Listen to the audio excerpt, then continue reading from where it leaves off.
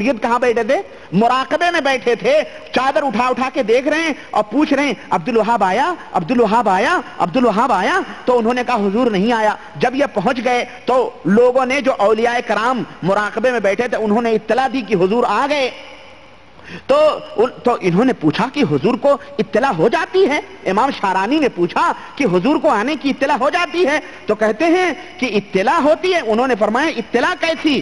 حضور تو فرماتے ہیں کہ کوئی کتنی ہی منزل پر کوئی شخص میرے مزار پہ آنے کا ارادہ کرے میں اس کے ساتھ ہوتا ہوں، اس کی حفاظت کرتا ہوں، اگر اس کا ایک رسی کا ٹکڑا جاتا رہے تو اللہ مجھ سے سوال کرے گا۔ دیکھ رہے ہیں جھوٹ؟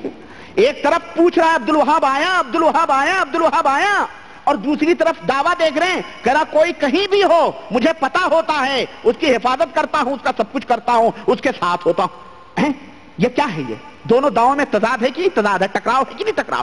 یہ اس طرح سے جھوٹ۔ یہی عبد الوہاب ہیں، یہی عبد الوہاب ہیں کہ سیدی عبد الوہاب اکابر اولیاء میں سے ہیں۔ حضرت سیدی احمد بدوی کبیر کے مزار پر بہت بڑا میلہ اور ہجوم ہوتا تھا۔ یہ پہنچے اسی میلے میں دیکھتے دیکھتے حضرت کے مزار کی زیارت کے لیے، اور میلے میں کوئی چھوکری کے اوپر ان کی نظر پڑ گئی، تاجر کی کنیز کے اوپر نگاہ پڑ گئی، فوراً نگاہ پھیر لی کہ حدیث میں ہے کہ پہلی نگاہ معاف ہے۔ پھر اب دل ہے کہ مانتا نہیں ہے کہ نہیں، اب پھر نظر دوڑائی حضرت کے اوپر، پھر نظر دوڑائی تو پھر پھیر لی۔ بہرحال وہ لڑکی پسند آ گئی۔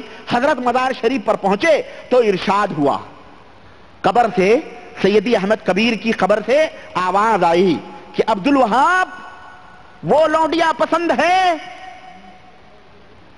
یہ احمد رضا خان صاحب کی کتاب ہے، کنیز مانے لونڈی، اور لونڈیا کر لو۔ عرض کی ہاں، اپنے شیخ سے کوئی بات چھپانا نہیں چاہیے۔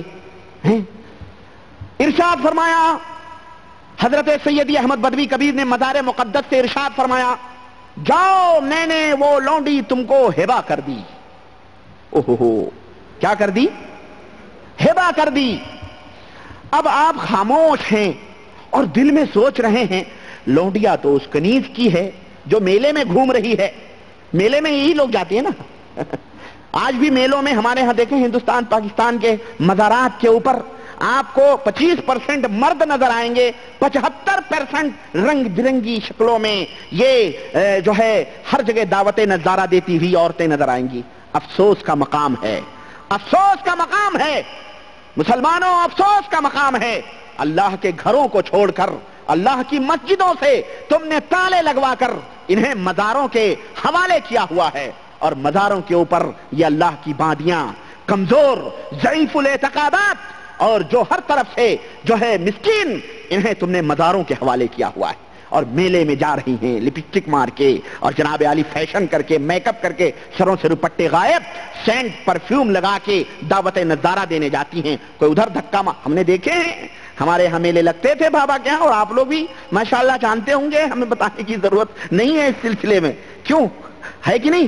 چاہے وہ کچھوچا ہو، چاہے وہ بہرائچ ہو، چاہے وہ گلبرگہ ہو، چاہے وہ اجمیر ہو، چاہے وہ داتا گنج حجویری کا لاہور ہو، چاہے وہ پاک پٹن ہو، چاہے وہ ملتان ہو، چاہے وہ چراغ دلی ہو، چاہے وہ حضرت نظام الدین ہو، چاہے وہ کوئی بھی ہو، ہر جگہ۔ اور کچھوچے میں تو باقاعدہ رنڈیاں جناب عالی قوالیاں گاتی ہیں۔ ایک سال تو انہوں نے باقاعدہ منع بھی کیا کہ رنڈیوں کو قوالیاں گانے کی ضرورت نہیں، وہ انہوں نے کورٹ میں باقاعدہ اپیل کی کہ ہمیں کون ہوتے ہیں یہ روکنے والے، اور جیت گئیں۔ عدالت نے فیصلہ دے دیا تم ناچ کر سکتی ہو وہاں پہ۔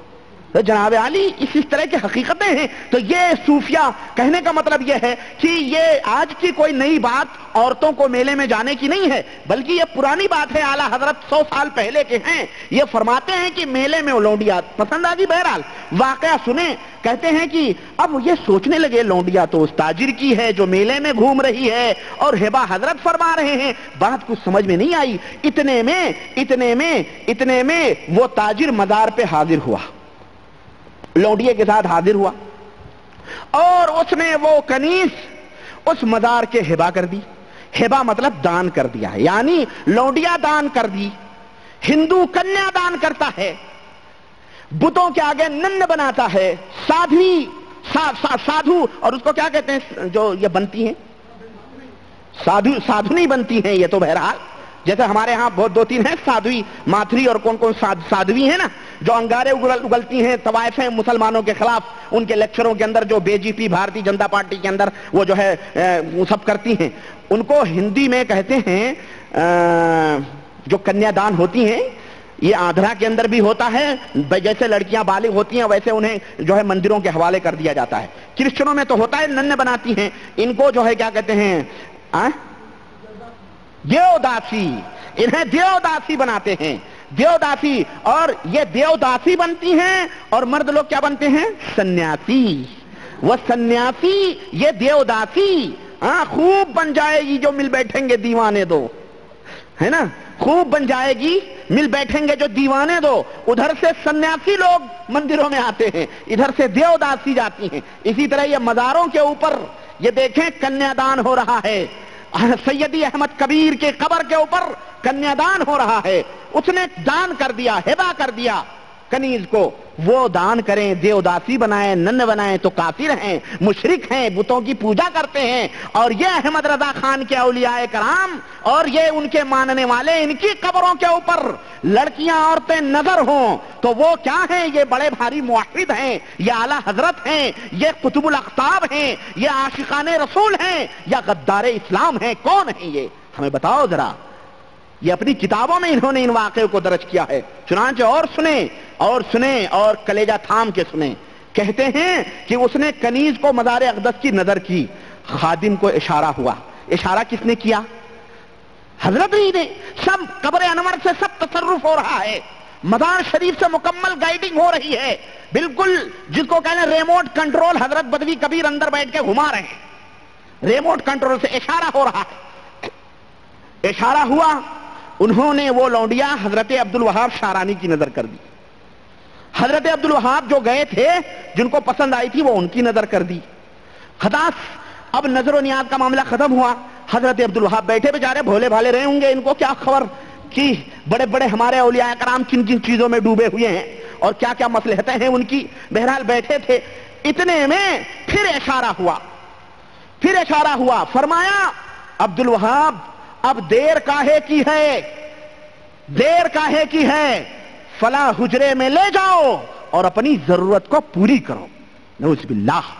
یہ دیکھیں یہ حجرے جو خانقاہوں کے ہوتے ہیں نا، مزاروں کے ارد گرد، یہ مسلمانوں تم بھی سمجھو، یہ جو میں پول کھول رہا ہوں یہ اسی لیے کھول رہا ہوں کہ اب آنکھوں سے پردے اٹھاؤ اور حقیقتوں کو سمجھو اور دین اسلام صحیح اور حق کیا ہے اس کو سمجھنے کی کوشش کرو۔ اور صرف مسلمان یہ نہ سوچو کہ بس مسلمان جنت میں چلے جائیں گے۔ ہم آج تقریر سن رہے تھے ایک مولوی کی، گجرات میں تقریر کر رہا ہے، اوہ نعرے غوث کا دامن نہیں چھوڑیں گے، غوث کا دامن نہیں چھوڑیں گے، غوث کا دامن نہیں، ہر جگہ نعرے رسالت، غوث کا دامن۔ ہم نے کہا ان دیوانوں کو کوئی سمجھائے کہ تم غوث ان جاہلوں کے پیچھے دوڑتے ہو، ان کی کتابیں پڑھو، یہ دیکھو یہ کیا ہے، کوک شاط لکھا ہے اس نے احمد رضا اعلی حضرت، یہ دستور العمل ہے پوری کائنات کے لیے، مسلمانان عالم کے لیے ایک اعلیٰ ترین اسلامی دستور العمل۔ اب دیر کاہے کی ہے حضرت، جا کے حاجت پوری کرو۔ یہ حجرے جو بنائے جاتے ہیں مزاروں میں، انہی غرضوں کے لیے بنائے جاتے ہیں، انہی مقصدوں کے لیے بنائے جاتے ہیں، ایسا محسوس ہوتا ہے۔ تو یہی شیخ عبدالوہاب ہیں، انہی کی بات میں ذکر کر رہا تھا کہ یہی شیخ عبدالوہاب شارانی جن کا ذکر جو ہے یہاں پہ کیا ہے، کہ وہی شیخ عبدالوہاب جو چھوکری کے اوپر پسند آ گئی تھی جن کو، وہ کہتے ہیں کہ کوئی نبی ہو یا رسول ہو یا ولی ہو، ہاں الحمدللہ یہدیکم اللہ یصلح بالکم، وہ نبی ولی اس کی مشکلوں کے وقت تشریف لائیں گے، اس کی دستگیری فرمائیں گے، اور الحمدللہ کہتے ہیں کہ تمام ائمہ مجتہدین اپنے ماننے والوں کی شفاعت کرتے ہیں، دنیا، قبر و حشر، ہر جگہ سختیوں کے وقت ان کی نگہداشت فرماتے ہیں، جب تک صراط مستقیم، جب تک پل صراط سے پار نہ ہو جائیں۔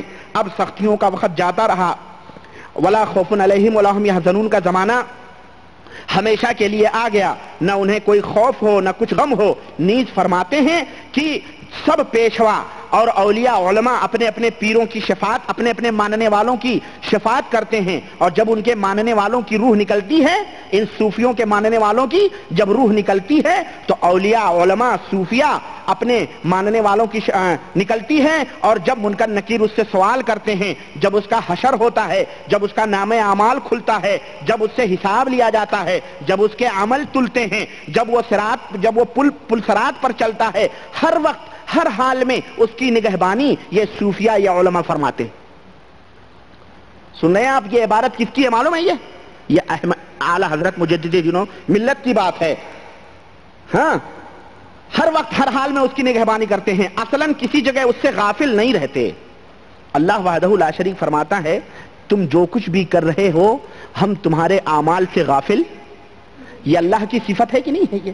یہ کہہ رہا ہے حشر ہو کہ نشر ہو کہ قبر ہو کہ منکر نکیر ہو کہ سوال ہو کہ میدان محشر ہو کہ کہیں بھی ہو دنیا میں ہو، کہیں بھی آ رہے ہو، جا رہے ہو، سو رہے ہو، اٹھ رہے ہو، بیٹھ رہے ہو، کھا رہے ہو، پی رہے ہو، قدم قدم پہ تمہارا پیر تمہاری نگرانی کرتا ہے، اور تمہارے نام اعمال کو جب کھلتا ہے، حساب ہوتا ہے، سب کچھ دیکھتا ہے۔ اور فرماتے ہیں دلیل، فرماتے ہیں انہوں نے تو ظالموں نے اچھے لوگوں کو نہیں میں جو ہے چھوڑا ہے۔ کہتے ہیں کہ حضرت امام ناصر الدین لقانی مالکی رحمت اللہ علیہ کا انتقال ہوا، بعض صالحین نے ان کو خواب میں دیکھا، پوچھا کہ اللہ تعالیٰ نے آپ کے ساتھ کیا سلوک کیا؟ اللہ تعالیٰ نے آپ کے ساتھ کیا سلوک کیا؟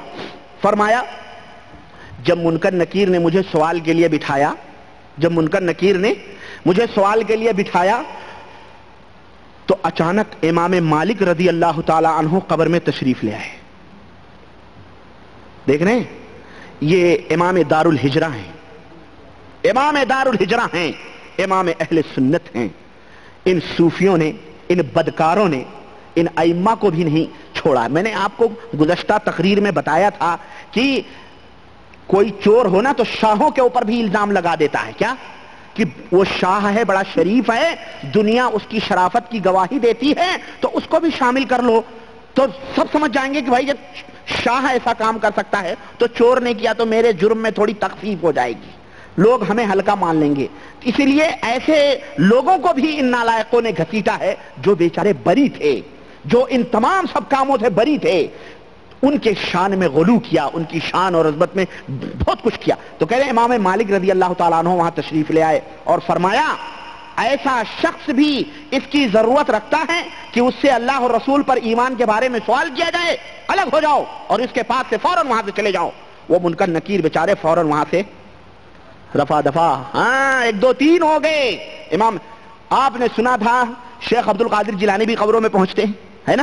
اولیاء اللہ بھی یہ پورے دلیلیں دے رہے ہیں جناب عالی، اور کہہ رہے ہیں یہی نہیں بلکہ سنو یہ جو مذہب مانتے ہیں، کوئی شافعی، کوئی مالکی، کوئی حنبلی، کوئی حنفی، کہتے ہیں جب اولیاء ہر سختی کے وقت اپنے پیروں اور مریدوں کا دنیا، اپنے ماننے والوں اور مریدوں کا دنیا آخرت میں خیال رکھتے ہیں، تو جو ائمہ مذاہب ہیں امام شافعی، امام مالکی، امام محمد بن حنبل اور امام ابو حنیفہ رحمۃ اللہ علیہ، ان کا کیا کہنا رضی اللہ عنہم اجمعین؟ یہ تو بہرحال ظاہر ہے، یہ تو بہرحال جب اولیاء کا یہ حال ہے تو ائمہ کرام رضوان اللہ علیہم اجمعین ان کا کیا حال ہوگا؟ جو امام ابو حنیفہ، اسی لیے کہتے ہیں حنفی بنو امام حنیفہ بخشوا لیں گے، شافعی بنو امام شافعی قبر میں پہنچیں گے، جیسے امام مالکی پہنچے، اسے امام احمد بن حنبل نعوذ باللہ پہنچیں گے۔ اس طرح سے امت کو گمراہ نہیں کیا کہ کہیں امام ابو حنیفہ رحمۃ اللہ علیہ نے اس کا دعویٰ کیا ہے؟ کہیں امام مالک رحمۃ اللہ علیہ نے اس کا دعویٰ کیا ہے؟ کہیں امام شافعی، امام احمد بن حنبل رحمہم اللہ نے اس کا دعویٰ کیا ہے؟ ہرگز نہیں، ہرگز نہیں، ہرگز نہیں۔ یہ ان ائمہ کے اوپر، ان ائمہ کے اوپر بہتان لگانا ہے۔ ان معصوم، ان بیچارے معصوم نہیں بلکہ یہ بے گناہ بیچارے اس جرم سے یہ بری تھے، ان ظالموں نے انہیں بھی نہیں بخشا اور ان کے اوپر اتنا بڑا اتہام اور بہتان لگایا ہے۔ اور اسی لیے میں کہتا ہوں جب امام ابو حنیفہ جنت میں جائیں گے، امام شافعی جنت میں جائیں گے انشاءاللہ، امام مالک جنت میں جائیں گے، امام احمد بن حنبل رحمۃ اللہ علیہ انشاءاللہ جنت میں جب جائیں گے تو پھر یہ نہ سوچو کہ ہم میں بھی گھسیٹ کے جنت میں لے جائیں گے، لات مار دیں گے۔ تم نے جو فقہ بنا بنا کے، تم نے جو گڑھ گڑھ کر کے مسائل ان بیچاروں کے اوپر تہمتیں لگائی ہیں، اور مسائل تو مسائل رہے، اب تم نے ایمان اور عقیدے میں بھی ان کو مجرم، ان کو جو ہے گرداننا شروع کیا ہے۔ میرے عزیزوں، کوئی کام نہیں آئے گا اس وقت، نہ امام ابو حنیفہ آئیں گے، نہ امام شافعی آئیں گے، کہیں انہوں نے یہ بات نہیں فرمائی ہے۔ یہ تمام سب دعوے جھوٹے ہیں، تمام سب دعوے باطل ہیں، یہ اللہ اور اس کے رسول کے دین میں اپنی طرف سے ملانا ہوا۔ منکر نکیر کو بھگا دیتے ہیں، منکر نکیر اللہ کے نبی نے فرمایا سب آ کے سوال و جواب کرتے ہیں، یہ ان کی قبروں میں ائمہ آ کر کے جو ہے سوال و جواب سے دور بھگا دیتے ہیں کہ نہیں ان سے سوال نہ کرو، آپ یہ ہمارا ماننے والا ہے۔ نعوذ باللہ، یہ گمراہیت ہے، یہ ضلالت ہے، یہ اللہ اور اس کے رسول سے جو ہے دوری ہے، یہ اللہ اور اس کے رسول کے اوپر اتہام لگانا ہے۔